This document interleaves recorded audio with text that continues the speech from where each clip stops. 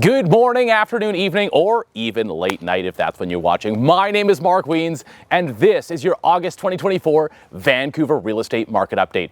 Sales of real estate in Vancouver were slow in July, with only 2,333 homes sold. This is a 5% decrease from 1 year ago in July 2023 and is about 18% below the 10-year average. New listings in July were substantially above typical numbers, being higher by 20% compared to last year, which itself was a very tight month. This July's numbers are 13% above the 10-year average.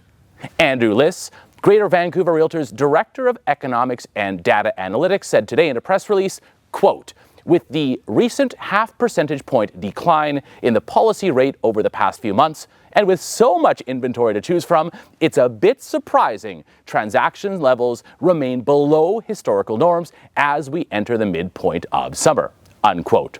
But is it really that surprising? Let's take a look.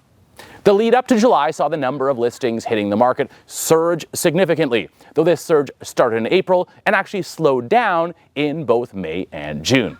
Despite the surge being easily attributed to the introduction and implementation of 3 separate government policies, the common refrain was that the inventory was increasing substantially.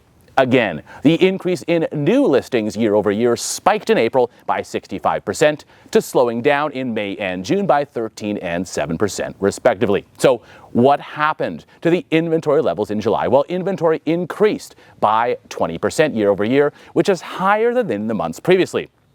What is going on to cause this, and what does it mean for the market moving forward? Well, one major change which occurred in July was the announcement by the provincial NDP government to increase the amount of notice necessary to sell a tenanted home to an owner-occupier.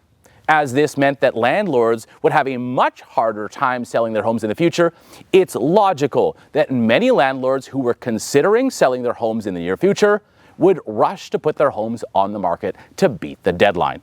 It also had the effect of eliminating many first-time homebuyers from being able to purchase these tenanted properties, since these new regulations would, in many cases, increase the amount of down payment they would have to pay by 400%.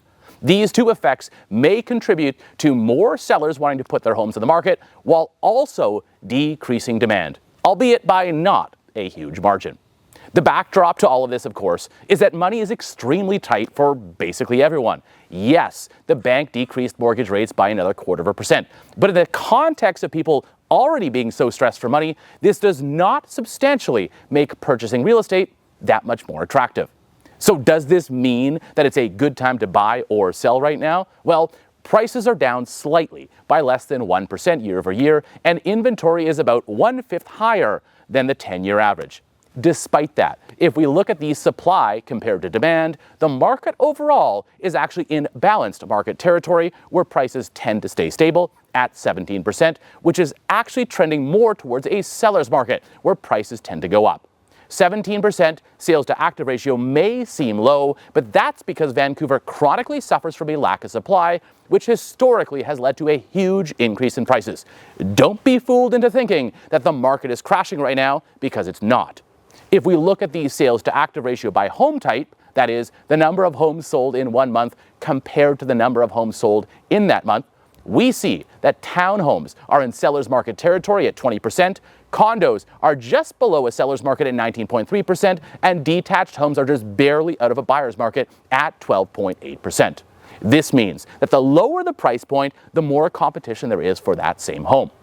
So what does this all mean? Well, it means that, at least for now, the market will most likely stay somewhat balanced. We are unlikely to see massive price increases or drops. It also means that further small interest rate decreases will probably not spur massive increases in demand. Again, the defining factor of the market right now, and actually for quite a while, is that the higher priced a property is, the less market activity there is. That means that if you are looking to downsize and buy a less expensive home than you are selling, you probably will have a harder time purchasing than you will selling.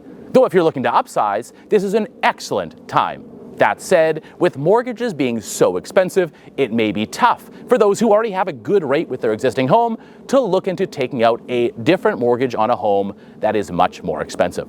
Well, that's about it for now. I could say so much more, but we have a wonderful long weekend to get ready for. Thank you again for watching. Please let me know if you have any questions, comments, feedback, anything at all in the comments below. Again, my name is Mark Wiens. Thank you for watching and have a wonderful BC day.